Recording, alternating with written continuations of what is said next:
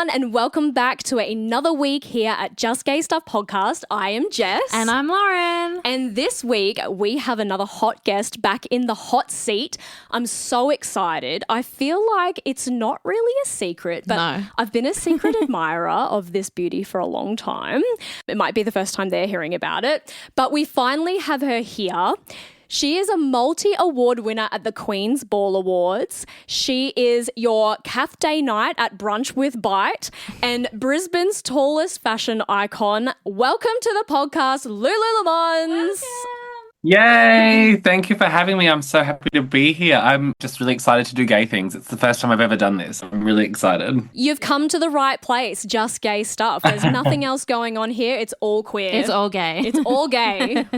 So, Lulu, you're just joining us after a rehearsal. Can you quickly give us any behind the scenes, or is it all hush-hush?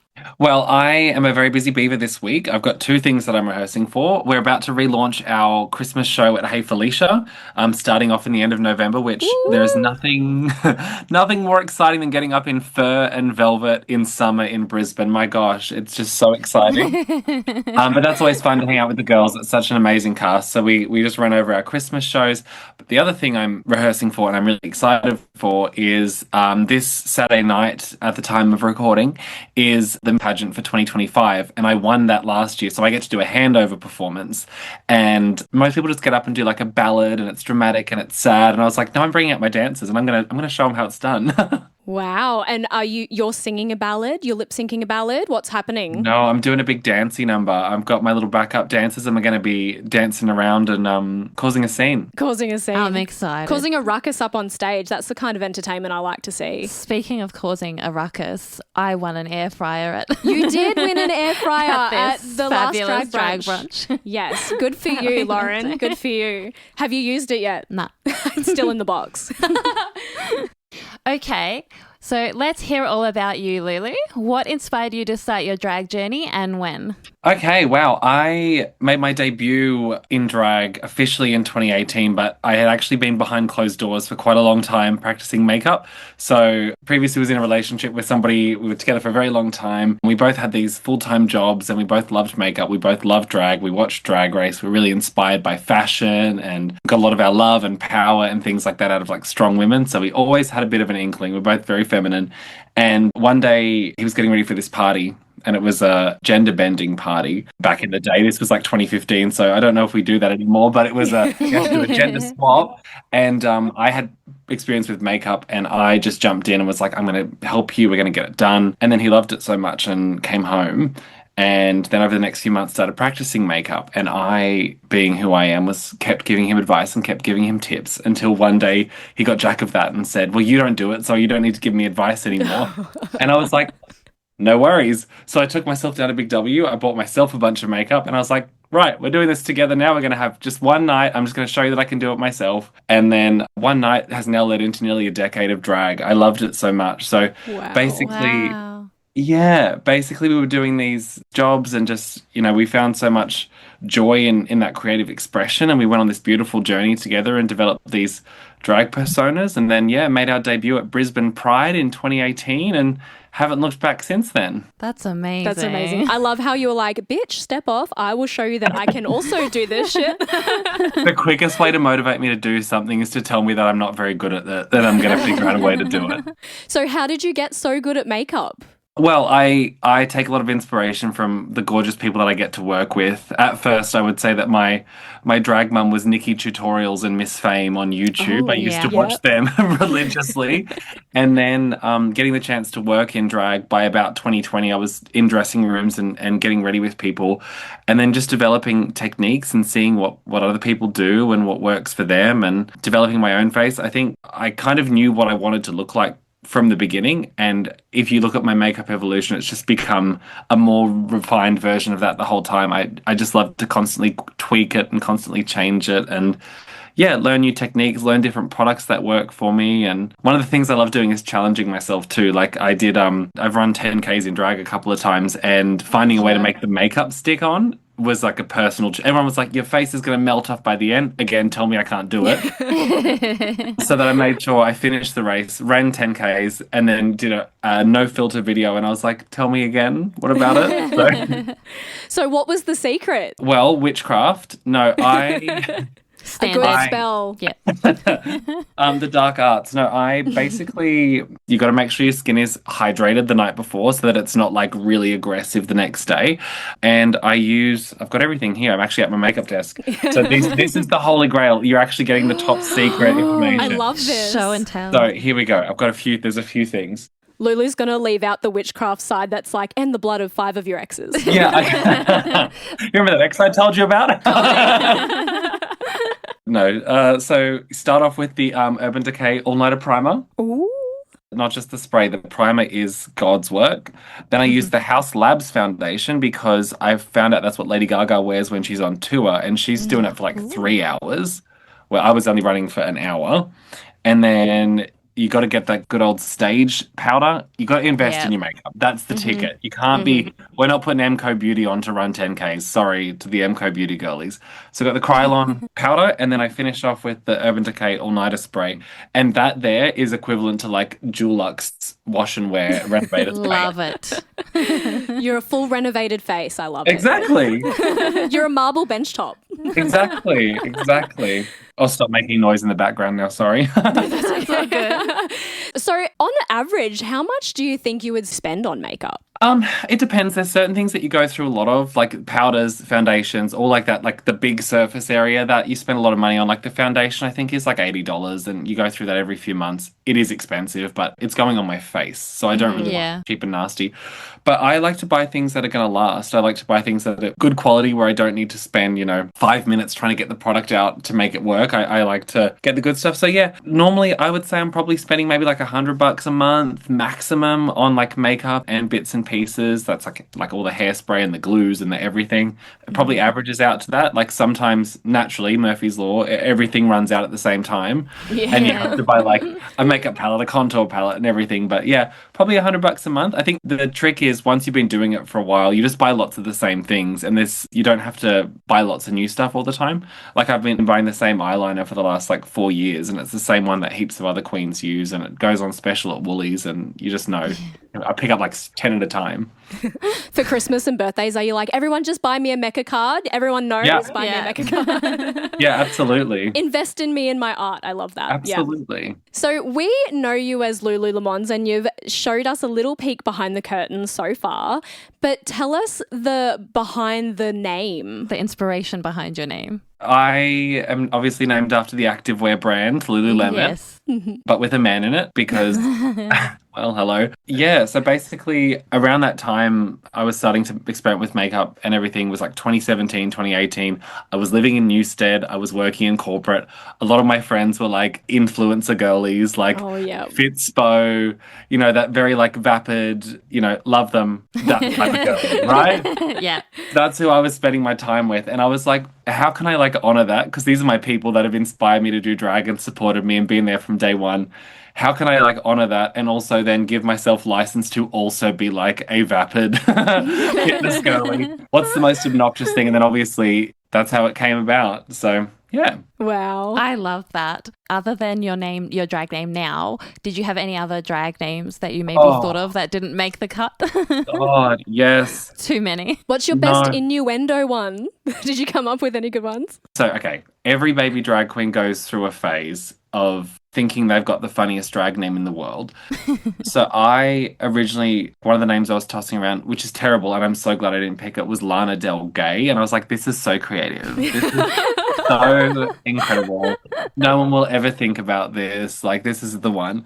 I'm so glad I didn't go with that. And since then, there's like been so many times I'm like, I wish I'd called myself that. Like, Grace Anatomy would be a funny one. I love that. But then I don't think I'm a Grace. I don't think it would work for me. Not for the vapid girly. No, Maybe exactly. for the nice Christian angel, which, Well, exactly. I like silly names as well now. I would like to have a bit of fun with it. So like ... I think would be really funny. So like your name is, so it's like you'd be dot, but it's just got like dot, dot, Dot, dot. dot, dot. Stupid. But yeah, no, there's a million. Every time I put stupid words together, I'm like, that'd be a great drag name. A bunch of the girls ended up giving we went on a camping trip. Oh yeah, we went on a camping trip. I can't remember what yours is. Oh, mine was because I have Indian in me, so they called me curried coochie. So that was mine. Pretty. Yeah, it was super pretty. I think we're going to name our kid that. Yeah, Curry. are we? Yeah. And Lauren's was... Regina Gorge. No, Vagina Gorge. Vagina Gorge. Oh, that's nice. It is it's nice. pretty. Vagina. Yeah, Vagina and coochie, that goes well together. I love beautiful. it. I mean, they're one in the same. But still so different. Each is unique. That's beautiful. It works for a beautiful lesbian couple. It does. Now, you are known as Brisbane's tallest fashion icon, which I have to say, I am the exact opposite of you. I am Brisbane's shortest fashion victim. So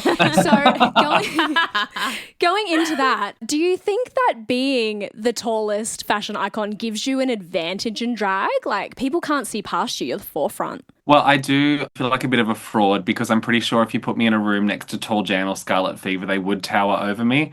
But I think the distinction is the fashion icon element. I'll claim that. Yeah. I think the advantage is that it doesn't matter what room I walk into, I'm going to stand out.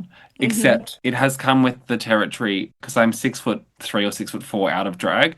And when I walk into a room, usually like a drag brunch or something, it's the first time people have seen a drag queen. They're like, oh my God, you're so tall. And I'm like, what? What am I? When did that happen? This is the first I'm hearing of this. Or I'll be like, oh no, yeah, obviously, like my mother's a forklift. Like I'm just... I love that. We actually saw you perform at Wynnum Fringe with Freya and you had a broken toe, so you weren't in heels. Yeah. And I also want a backstory to the we saw the devastation when you were like, everyone can see I'm not in heels, it's not my fault. So how did you break the toe? Yeah. Lauren needs to know. I do. Okay, well, I mean, that was a private moment I shared with the 100 people in that room, not wearing heels that day. So I'm the kind of girl who will drive to the gig in my manual car in a pair of thigh-high boots. Like I'm not, the heels don't come off. So it was really difficult for me, but I wish it was a fun story. I was working from home one day on the computer and I was in a meeting that went on for like an extra half an hour too long. So I was busting to wee. So I closed the laptop and I like cut a corner to get to the bathroom in my house and just caught a bookshelf and it like literally pulled my toe out. And so then I'm like, oh my God, I'm going to piss myself. Oh my God, I just broke my toe at the same time. There was a lot going on. I could tell straight away. I did make it to the bathroom, just to clarify. Thank goodness so for all that. the listeners know. But I didn't really do anything about it. And then a week and a half later, I was doing my show, Divas Live, at the Wickham. And it was the last show of our run. It had been going for like 3 months. And it was the very last show, last song. And I did a high kick and landed on that foot. And where it had been broken a little bit, it then completely separated. So when you saw me, my toe had like a 2 mil gap in it. Oh my God. So like the end of my pinky toe was just like flopping down. It was not cute. Oh my God. I wasn't prepared either.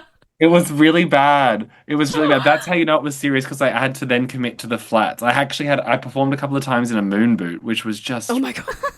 Like, I'm uncoordinated at the best of times, let alone with that thing hanging off my foot. It does not come across like that at all. I've seen you do amazing things. Like, let's just be real. Thank you. But no, it was rough, but I did what I was supposed to do. I followed doctor's orders. I made a fabulous recovery, and never again will I cut that corner past my mother. The minute you said bookshelf, I like physically You felt it. I had a visceral reaction to bookshelf. The lesson in life, don't cut corners. That's why I Don't don't cut read corners. books. See? Then you don't need a bookshelf and you won't break Exactly. your toe. And that's it. Exactly. Well, we've seen you numerous times at numerous events like Drag Brunch. Drag Brunch. You introduced my band at Loud Proud Logan. That was Yes. fun. Ooh. And then Wynnum Fringe. Wynnum Fringe, yeah, all the stuff. You're so busy. I But love how it. did you go from just like trying drag at home and doing all the makeup and thinking it was something you could do to making drag a successful business of your own? It honestly happened by accident. I'm a very ambitious person. So, like, I knew that I didn't want to just, like, turn up and be, like, a queen who went out and just, like, was, like, a bar queen, which nothing against that. But I was like, I want to prove to myself that I could do this because I never really saw myself as creative. Like, my backstory is that I I got a business degree. I went and worked in corporate for 5 years. Like I didn't start drag until I was 23. I didn't start performing until I was 25. And in terms of drag queens, that's quite late in the piece. So I had kind of oh, this is my life now. I'm going to climb the corporate ladder and this is it, whatever. And then I realized I was feeling a bit unfulfilled. So I was like, I want to be creative. I want to express myself. And then because I am the way that I am, I wasn't content with just turning up and turning out and doing a look. It had to then be like, okay, well, I'll do some baby queen competitions and I'll do some shows. And then the first number I ever did, I had Henny Spaghetti and Tina Bicky were in the audience. And it was for a little competition called Work at Wednesday. And this was before COVID. So I performed Call Me Mother by RuPaul, which for my first number was that was ambitious. But that's you all over. That's you all over. Exactly. I was like 8 years ahead of myself, but they both came up to me afterwards. I looked up to both of them because they were already quite established in the scene. They came up to me afterwards and both were like, oh, you've got something really special. You know, that was amazing. That was so much fun. Like, you're such a diva, whatever. And were really supportive. And then all of a sudden I kind of got the bug. So then I kept going to events and kept doing things and kept performing in competitions. And then the right people saw what I was doing. I didn't really have any gigs before COVID. And then a few people kind of disappeared from the scene over COVID and found different things to do. And the team who was running Drag Brunch at the time, which was Harry Kay, Maddie and BB, the three of them had kind of seen what I could do. And they invited me along to be a guest for the first brunch back after COVID, which was a sellout. There was like 180 people there. And it was my first time properly hosting. So I just kind of got thrown in the deep end. Obviously didn't do a bad job. And then 3 days later, Harry messaged me and said, hey, do you want to be the permanent co-host? We've sold out the next like 7 weeks. We need somebody. And then I was like, oh, what am I going to do? I work full time. Like, this was never really the ambition. I just kind of wanted to tick the box that I could be booked. And now all of a sudden I have this weekly gig opportunity. What am I going to do? And then I just thought to myself, you know what? One day people aren't going to want me to show up on their stage. So I'm just going to say yes to the opportunity while it's here. Mm-hmm. Yeah. That was now 5 or 6 years ago. And each time I get asked to do something, I'm like, oh, I'll say yes because one day someone's not going to say yes anymore. That time hasn't come yet, so I've just been doing more and more stuff.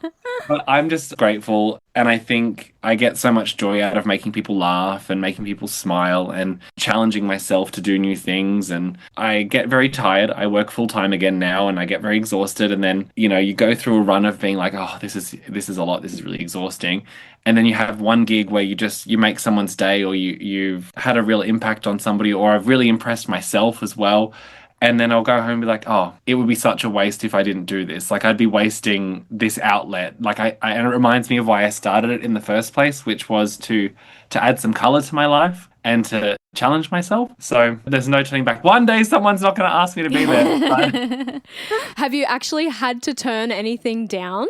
Yes, yeah. There have been opportunities in the last since I've got this fabulous job. I've got a wonderful boss that I work for, and I take it seriously. I've just bought a house, so I've got to take my day job seriously as well. We know how detrimental that is at the moment in the current buyer's market. Is terrible. So congratulations. Yeah. It is, and it's something that I'm obviously very conscious of, that it's not a super accessible thing for people. So I take it very seriously that I've been given this opportunity. And so I've got this job, and, you know, so now I kind of have to prioritize my time a little bit better, and I have to do the things that are going to make me happy, do the really big shows that are going to make me feel really fulfilled and really challenged. And, you know, I don't need to say yes to everything. I don't need to prove that I'm the busiest person. And I also kind of think that I got my opportunities when people decided to step back a bit. So I'm happy to kind of step aside and give more people opportunities to do things as well.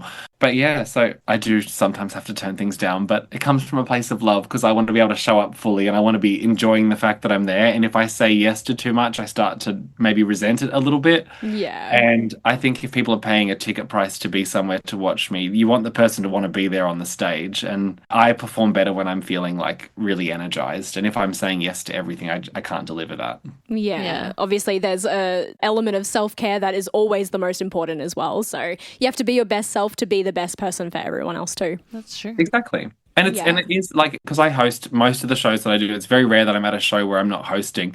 And that really, like, it sounds, whatever, but it takes a lot out of you being switched on and having to be really extroverted and really conversational for, sometimes up to like 3 or 4 hours for like those big brunches and things like that. It's exhausting, especially if you've worked 5 or 6 days beforehand. So Yeah. you want to be able to give that amount of energy that people deserve when they pay a ticket to come and see you. Yeah, definitely.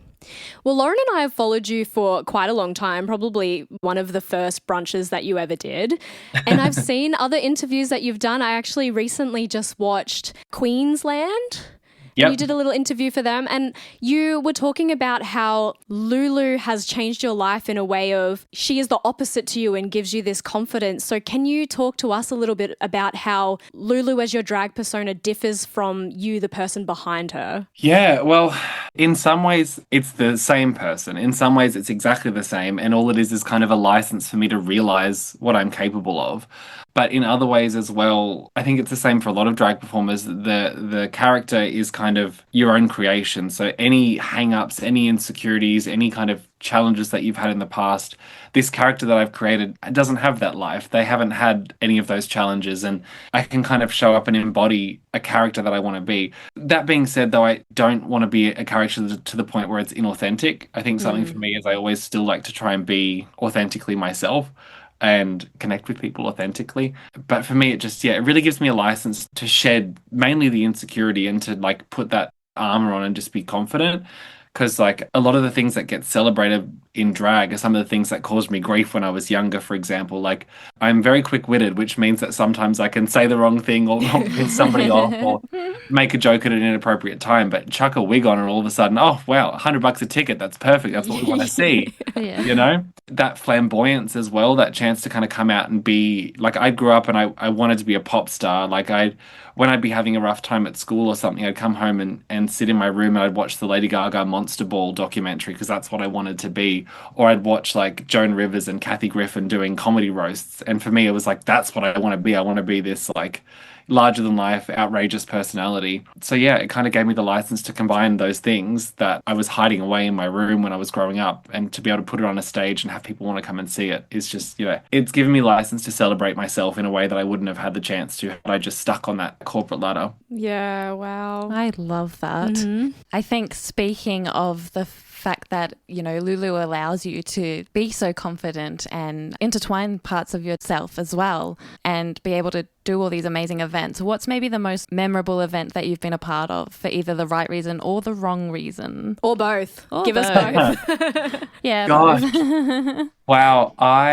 There's been a few really exciting things that I've been a part of. Obviously, some of the really large scale events are always super memorable. Like I just recently got to host Halloween Hall, which is like the biggest Halloween party in Brisbane. I got to host that. I remember going to that when I was at university and thinking it was so cool. So some of that stuff sticks out. Getting to do my own production show as well. So in 2023, I had that relationship with a person I started drag with. We'd been together for 8.5 years and we'd actually just broken up. And I was in a really dark place personally. I just like my whole life had kind of changed in the blink of an eye. And I was preparing for this production show that I'd finally got the chance to develop, and I got to do it with Cora and Freya and Kimmy and Ella, my two dancers. They're fabulous, amazing people.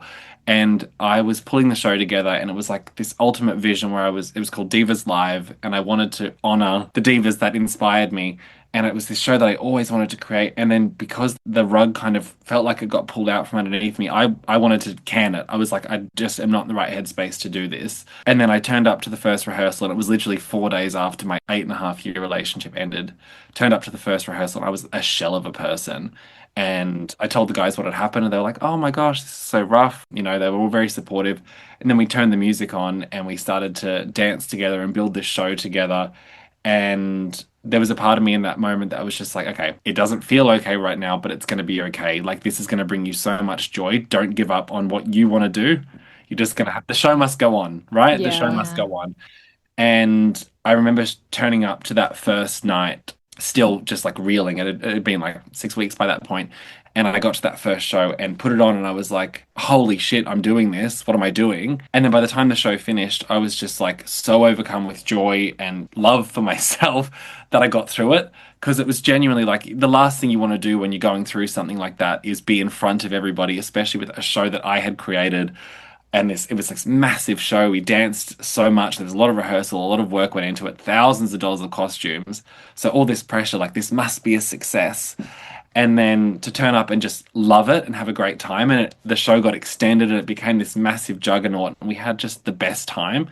I think for me, that stands out as kind of like the show that kept me going. Because we'd started drag together and everything. I didn't even know if I'd want to do drag on my own. So it was just like this thing that kind of saved me in a way to be able to put that show on. And so that was really, really special. And I'll always be grateful to the team that I got to do it with and everybody who helped me put the show together, because that really kept the fire lit in me to just keep going when all I wanted to do was crawl up in bed and be like, I want this to be over. So that's something I look back on, and that's just like the power of drag and the power of performing and power of community. And community, exactly. So that really stands out as probably the proudest thing I've done in drag, because it was the last thing I wanted to do, and I'm so glad I did it. And then the other one that kind of sticks out as well is I got to help establish Queer in Here, which is that event that gets put on for school age kids to come along and experience like a really safe environment to kind of understand their own queer identities and get to talk to real people. And I got to do the first one of those. And I just remember it being such a revelation, because I was like, I never would have expected that I'd be able to contribute to people who were going through what I went through when I was locked up in my room, trying to repress all of that. So to be able to be there and just be like this shining, happy light for people made me really happy. Yeah, making an impact, especially people coming through like their teen years now and self-discovery and going on their own journey. I think it's so important that young people these days have the opportunities that we didn't, because I think our lives would be so much different had we had the same opportunities that they have now. So I think that's really special, really important. And talking about the show coming together after your breakup, like I'm so glad you persevered. Me too. Because it's so worth it at the end. I'm glad it was worth it for you. Absolutely. And it was, when you're in a relationship, you put a lot of effort. It's 50-50, and there's absolutely no hard feelings with Elle, who I was in the relationship with, Elderflower. Beautiful person, wonderful person, has moved to Edinburgh and is doing amazing things over there as well. So there's no hard feelings there, but you do put a lot of emphasis on another person when you're in a relationship. And it was just so scary to look down the barrel of putting this show on, because it was all for, like, it was me, it was my show. And I was just like, I'm just reeling at the moment. So yeah, to be able to sit there and actually invest in myself was like exactly the medicine I needed in that time. Was it also a case of the fact that you started drag with this person and, when you spend 8 years with someone, I was also in a 8-year relationship that ended in 2023. I was like, wow, Lulu was talking about me. It was breakup season. It was breakup season. It was awful. We came out of COVID and we persevered, and then everyone was like, nah, hate you. And I was like, okay. Exactly. But, you go through these formative years and you grow with this person through the years where you're still discovering yourself, and then you wonder, am I the same person without them? Absolutely. For you to persevere through drag even, which was this amazing extension of yourself, that's just like another level of, finding yourself after somebody or finding yourself apart from someone, which can be really difficult. Yeah, absolutely. And it was a lovely reminder that like of my own value as well. Yeah. I even said when I won Drag Performer of the Year in 2022, she was also nominated. And in my thank you speech, I said, I was like, I really appreciate what we have, and I don't think I would want to do this without you. And that was ringing through my ears as I was trying to get ready for this massive show that I invested all this time and money into. I was like, do I want to do this? Like, do I actually want to do this? Can I do this? For so long I believed I had to be part of something else to be whole. And then it was just almost serendipitous the way that it lined up, and was a chance for me to look in the mirror at the end of it and say, you can do this. Like, you can do anything that you put your mind to. And that was like exactly what I needed. And successful in your own merit as well. Exactly. Because you won. So, fuck that bitch. No. No, I did win, and I will always, my trophy's over here, and she doesn't have that, and that's all I needed. That's all good. Just going back to events, we spoke about your proud moments in drag, but has there been an event where something maybe negative or the wrong reason has happened? Oh, yeah. Yes. There's been there's been a whole spectrum of different events. Sometimes you go to an event and maybe it hasn't sold as well as you wanted it to, and you're like, oh, cool, no one likes me. I've been to events where people have had way too much to drink and jumped up on the stage and then caused issues. I had a situation once after one of the Kath and Kim events. We were doing 2 shows in a day, and trigger warning, more broken bones. So we're doing we were doing 2 shows in a day, and after the matinee show, we were doing like photos at the end, and I went up to this guy and he gave me like a big hug in the photos, and he squeezed me so hard that he literally broke my rib. Oh my God. Oh my Yep. gosh. For context, I had also clumsily slightly injured it maybe 3 months beforehand, and it had healed. So it was kind of similar what I did to my toe, like re-broke it. It was still brittle. It was still Fragile. brittle. It was, but I'm dressed as Cath Day Night. So when I walked out the back, and I was just like, I was winded, and all the girls were in the dressing room. So I've like walked out the back, and I was like, with the stupid wig on, and I was like, I think he just broke my rib, and they thought I was doing a bit, and I was like, no, I think my rib is actually broken. You were doing the Cath dance, like, oh. Yeah, I'm literally like, guys, please. So then there was like an hour and a half between the shows, and there was 200 people coming, and we tried to call to get somebody to replace, and obviously 2 hours notice, no one was available. And the team very graciously were like, we can cancel the show. And the producer, Harry, was like, if you're not right to do it, we can cancel the show. And I was like, I have an idea. I was like, can you please get me 4 or 5 shots of 5?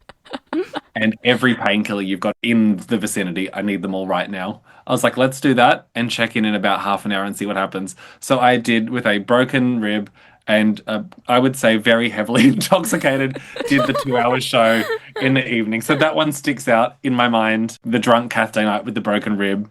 Sounds like I was there. Pluto.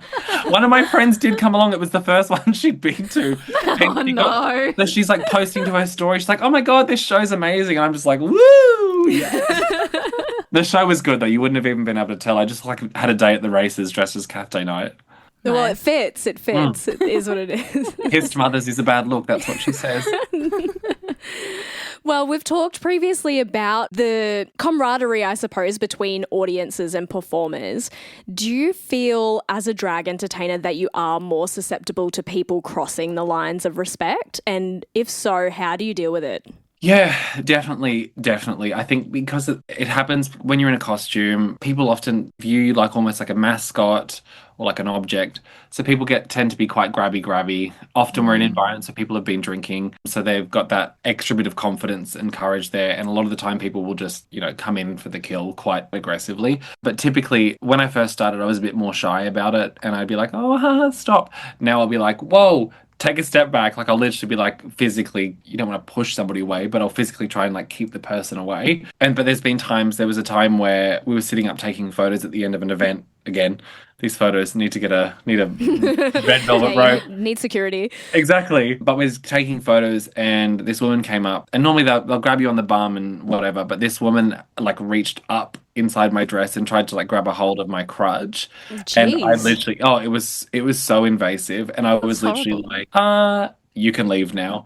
And she's like, what do you mean? And I was like, I was like, you're out. Like, and I told to her friends, I was like, you need to get her out of here before I get somebody to get her out of here. Get out of the venue. You are not welcome here.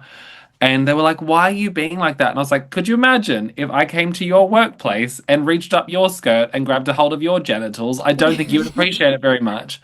So then the friend was like, okay, fair enough. And then they left. No shit.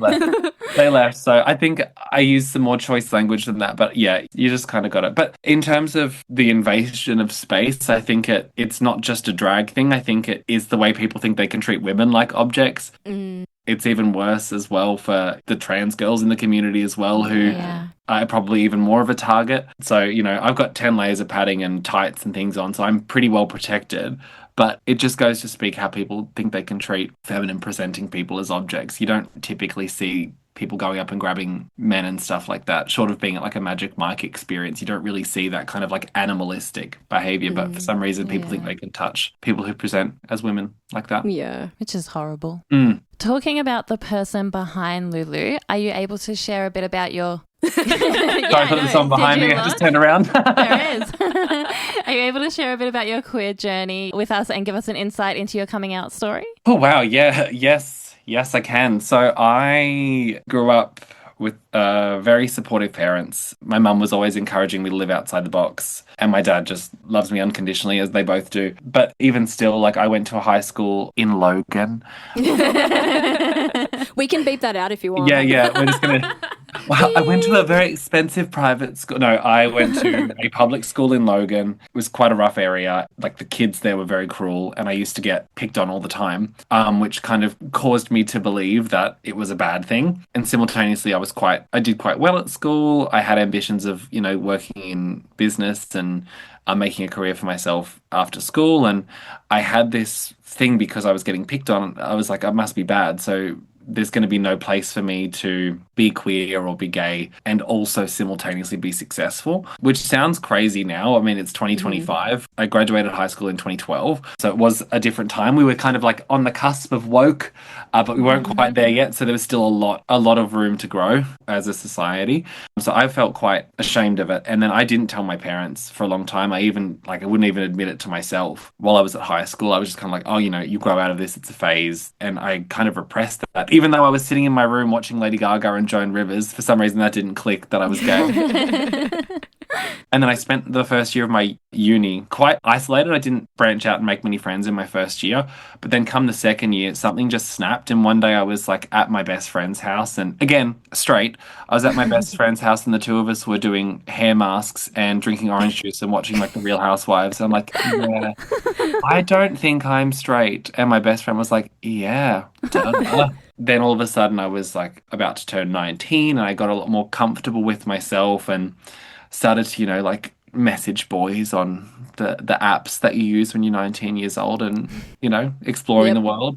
And then, would start going out to Fluffy or the Beat, or lived on the Gold Coast, so I'd go to the clubs down there as well. All of a sudden started to realize how much joy I had been missing out on just finding a place. Like I would go to Fluffy almost every Sunday and I would just have so much fun. And it was like, oh, there is actually a whole world out here for me. And then still at this point hadn't told my mum, but she was like, hey, you've got all these photos at this place called Fluffy. What's that? I was like, oh, it's just like, it's a Sunday night. So it's just like a uni night. It's just, she knew. She knew. She told you to live outside the box. You were like, I'm not touching one. Here we go. Yeah, exactly. No boxes here. Thank you, Mum. When I was a kid, she got me Britney Spears CDs and I would sit at home and watch Channel V on television. I watch all the music videos and pretend to be them when I was 5 years old. So she always knew. Yeah. Eventually the coming out was all very dramatic because I was like, I don't know why you keep asking me all these questions. She's like, I don't know why you won't tell me. And I was like, because it's not about you. And then I stormed off. And then since then we've laughed about it and reconciled, and she felt terrible for pressuring me, but secretly I've always felt bad for not just embracing that part of myself and enjoying that with her as well, because it would have been easier on both of us had I just accepted it. But it was a scary journey. It was different back then, and the same as it has been with drag. I just find pockets of joy, and I think our job to help our little human existence, which is very short, is to find those pockets of joy and just drain them out until you find the next one. Yeah, absolutely. And I think talking about that relationship with your mum and, I should have come out sooner and all that, I think, I graduated in 2008, so I'm a little bit older, but it was that same generation of everything you saw that was queer, even in representation that you saw on TV, it was always a big deal. And it was someone was always against it, and it was that rising up. And so I feel like even though I came out to my mum, who was super supportive of me, you always had that idea in the back of your head that no matter how much you knew your parents, you thought, oh, it's going to be dramatic because that's all I've seen it to be. Oh my God, yes. And even, do you remember there was that whole craze of all the YouTube coming out videos at that period of time, which it would be they'd be sitting there bawling their eyes out, being like, I'm gay. And then it was this really dramatic thing. And then they'd be like, it's National Coming Out Day. And then you'd be like, oh my God, all this pressure. It was such a big deal. And it still is. I'm sure it still is. I know that there are still people out there, lots of people out there that would be having these similar fears, especially with the way that the tide has turned a little bit again. Yeah. Society's become a little bit more conservative again. Yeah. But it's kind of interesting. I think we're all of a similar generation. It's kind of our first time experiencing the cycle going the other way. Yeah. And I think that's why it's our job, in the same way that, because we're now an older generation of queer people, it's kind of our job to be those shining symbols of what life can be, and the joy that we can have, and the healthy relationships that we can have, and the community that we can find. And it's not even about trying to recruit people. It's about the ones who are already gay, letting them know that it's going to be okay and not be a big dramatic thing. It's just like, this is just life and you will find your people. Yeah. And you can't recruit people that already aren't halfway there, let's be honest. No. We have this argument all the time. We do. Exactly. Just like you can't recruit people back the other way. Like you can't change people. Exactly. So you spoke about just now in your coming out story having all these iconic people that, you know, Britney Spears and all that. But do you have icons that inspired you to be Lulu, and you kind of saw a representation for you to come out? Oh, shocker, Lady Gaga. Really? Being a young closeted gay boy during the time that Born This Way came out was very empowering. Yeah, she was number one, inspiring me to kind of like embrace exactly who I am and not have to be somebody different. Like, don't let anybody ever tell you that you can't achieve these things. I've always gravitated towards strong, powerful, confident women. Most of my friends are girls. When I was at high school, I had strong female friends, and the teachers that I gravitated towards were girls, and they just never really questioned who I was. Like they never made me feel bad about myself. And I think that kind of in itself just inspired me to just be okay with who I was. But in terms of inspiring Lulu, there's also, I have this kind of like, what are the touchstones of what makes me who I am and what builds the character? Number one is like, I always want to look like I'm either a pop star on tour. Like there's always going to be some element of stage costume. Like good luck trying to pry me out of my thigh-high boots. Or there's also then like, I want to kind of, if I want to do something a bit fashiony, I want it to be like editorial. There's usually like a fashion reference or something like that. And then the third touchstone is the most random one of all, but Helen from Bridesmaids. Yeah.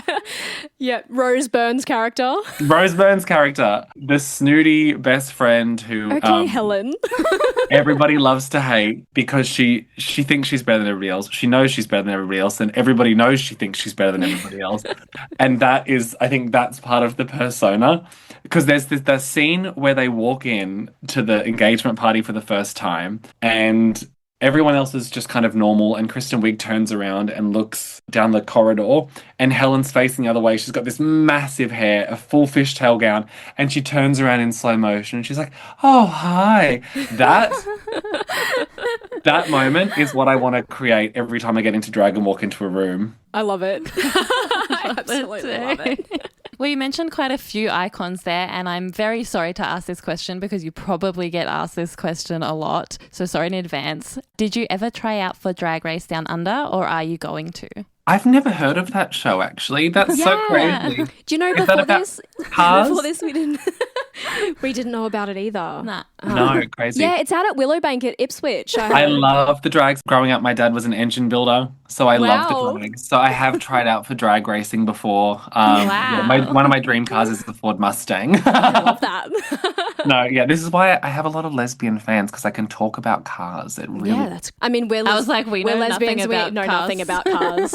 I'll do it for you. That's fine. Don't worry about it. Cool. I mean, I know how to change a tire, but that's about it. Good. Well, if you ever have a problem, just send me a voice note and I'll diagnose it for you. Okay, awesome. Amazing. Awesome. Thank you. But yes, Drag Race, of course, I have auditioned a couple of times. I didn't audition for season 4 because the audition process came out in late 2023. So I was like, I don't really want to be on TV in this state. But I did audition for season 2 and 3. I would love to go on and challenge myself. I'm not particularly fussed about going on there and being memed. I want to go on there and actually like put myself through the ringer, the same as everything else I've done in my life. I just want to prove to myself that I can do it. I have this like ruthless ambition that is a double-edged sword, but yeah, I would love to just go on there and challenge myself against the best and be able to showcase what I do and what I love and be able to talk about things on the television that it's great to give airtime to certain things. I'm passionate about many, many causes. So I'd love to go in there and just be able to kind of showcase a bit of me and to challenge myself. I think you would be amazing on it. Yeah. I think that we in Brisbane have so much homegrown talent that it's a shame it doesn't make it to the TV.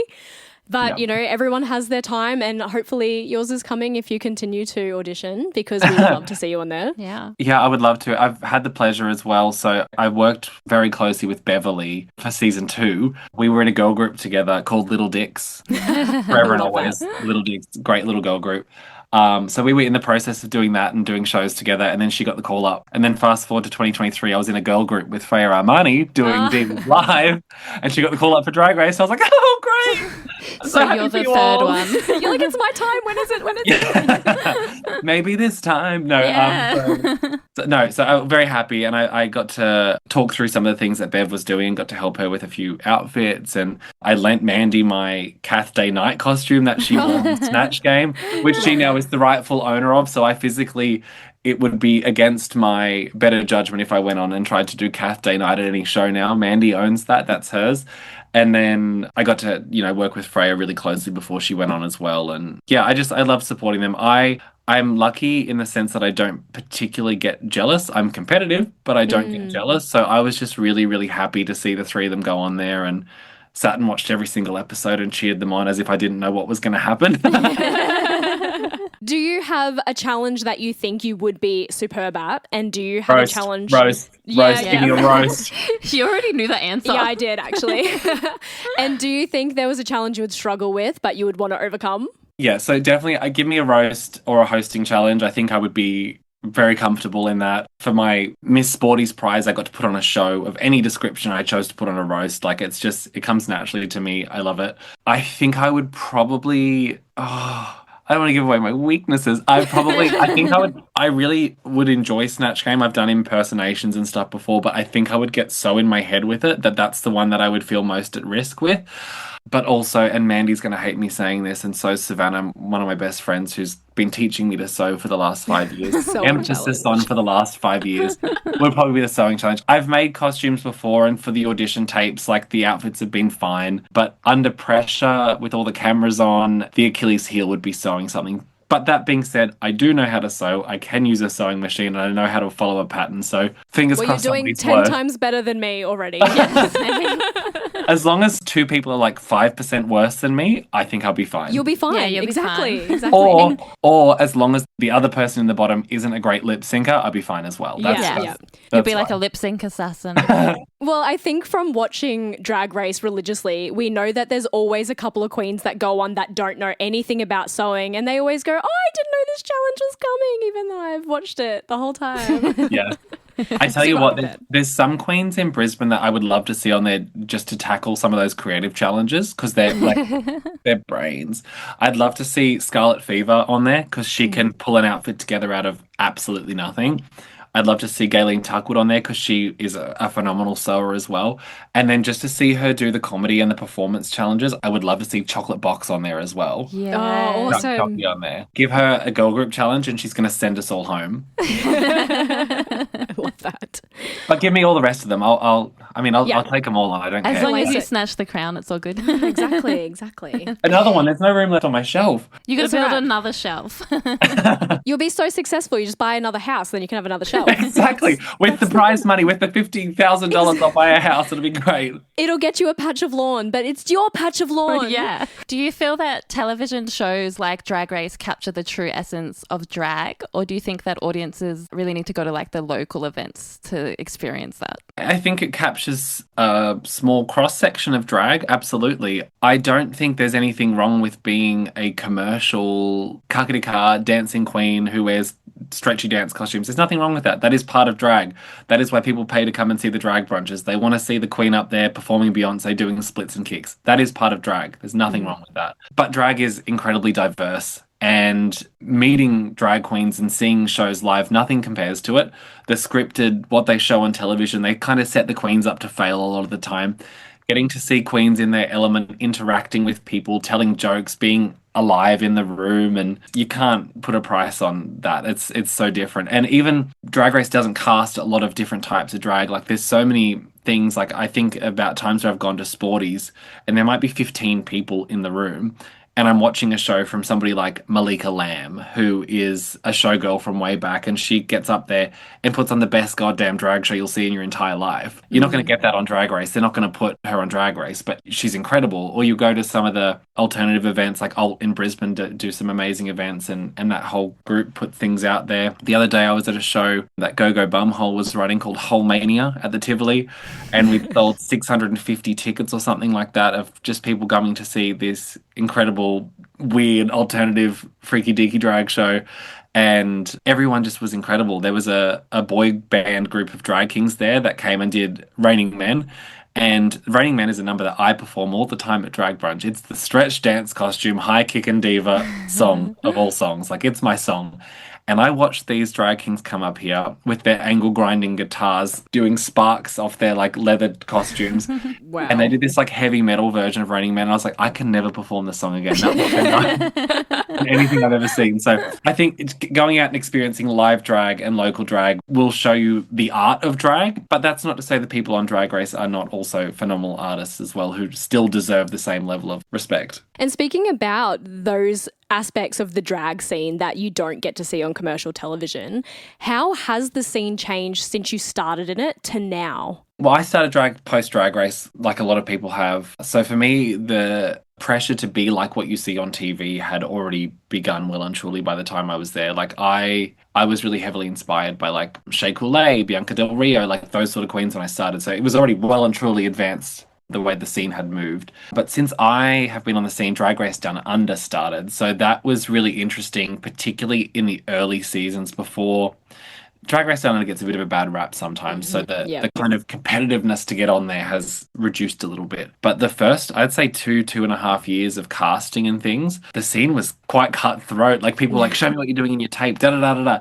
Everyone was like, I've heard this person's talking to this producer, this person's talking to that. So it was no longer like community, it was competition. And seeing the girls come back and we're still doing the same gigs, they get some incredible opportunities and they got to be on TV, but we're all still just, most of us are just cross-dressing in bars for money doing shows. And I think that come down to earth moment of like, Drag Race Down Under isn't the same show that launched like Trixie Mattel to have her own thing. It's not this massive opportunity. It's still incredible, but it's not like going to make you a global superstar unless you work really, really hard. So that thankfully has brought everything back to earth. But there was a while there where it was really, it was quite cutthroat. Yeah. I'm sure if there's a season 5 and they do casting again, the same thing will happen again. And I'll buy into it as well. And I'll be trying to get on there just as hard as everybody else is. You kind of answered this before, but what is the best part about being a drag queen? The best part about being a drag queen is just making people happy. It's about making people happy. It's about getting to express myself and make myself happy as well. But nothing fills me with more joy than when I'm on stage and I'm hosting and I can make a whole room of people laugh at something stupid. Or if I'm doing a show and everybody just goes crazy. It's just like knowing that I have just, made somebody's day, or somebody's been really anticipating coming to see this show, or they just happened to stumble across the show and they were really impressed. And that's the best thing. It's just kind of the joy that I can bring to other people. Do you also feel that you can kind of open up someone's world that maybe had a different opinion on the queer community even, and then you've changed their mind just because of being the entertainer that you are? Definitely. I think in some ways I find it exciting to have people who don't normally see drag come along, and I've been privileged with some of the events that I do. A lot of those are targeted at kind of like, Girls' Day Out, and it's a lot of people who aren't queer or haven't been to drag shows and things before, and they'll come along and then all of a sudden become lifelong drag fans because of what they saw. And there's also times when I'll be at shows. The other week I had an 83-year-old woman come along to one of my shows. Wow. And she was having the best time, and we were playing music bingo and the song Milkshakes came on, and I walked over and I was like, oh, you don't know what this one is, dude. She's like, I don't know the song, but I've got some milkshakes over here.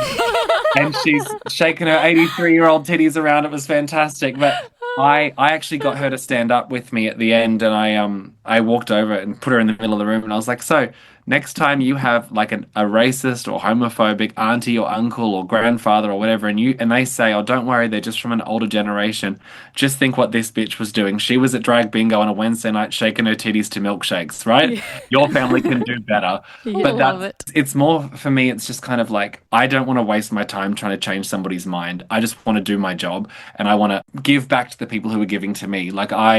Everyone's entitled to their opinion. Like, I've had events that have been protested before. I've had people show up and try to get things cancelled. I've had issues and like that before, and I don't necessarily feel like fighting fire with fire. Like, oh, okay, cool, you can protest. I'm going to do my show. There's people in here waiting for me.